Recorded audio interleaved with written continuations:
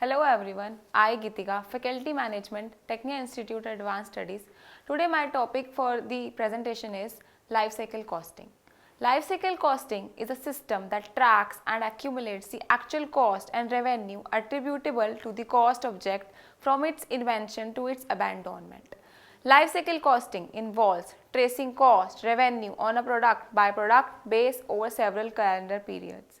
Now, what do you mean by life cycle costing in actual meaning? The total cost throughout its life, including planning, design, acquisition, and support cost, and any other cost directly attributable to owning or using the asset. Life cycle cost of an item represents the total cost of its ownership and includes all the costs that will be incurred during the life of an item to acquire it, operate it, support it, and finally dispose it.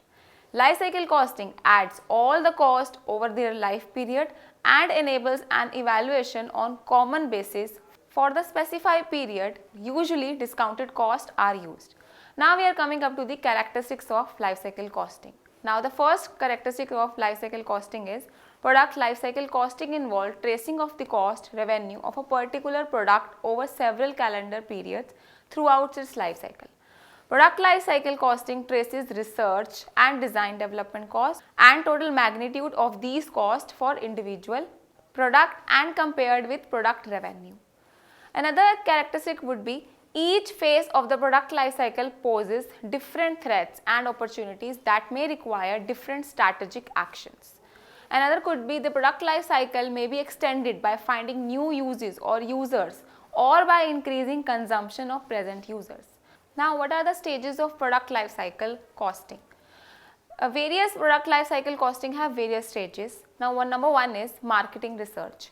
It will establish what product the customer wants, how much he is prepared to pay for it, and how much he will buy.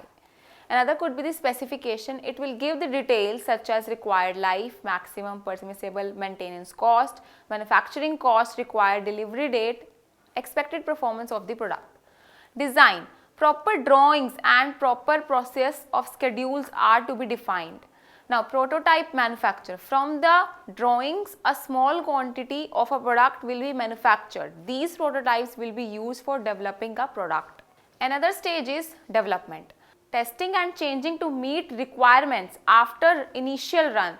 This period of testing and changing of development, when a product is made for the first time, it rarely meets requirement of the specification and changes have to be made until it meets the requirements.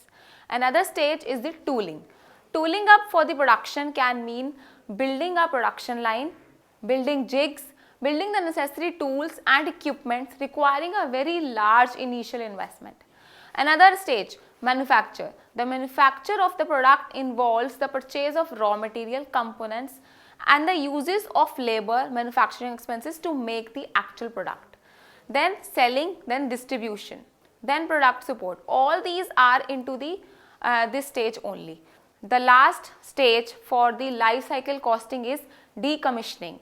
When a manufacturing product comes to an end, the plant used to build the product must be sold or scrapped. Now that's it for the life cycle costing. I hope you have understood the concept. Thank you very much.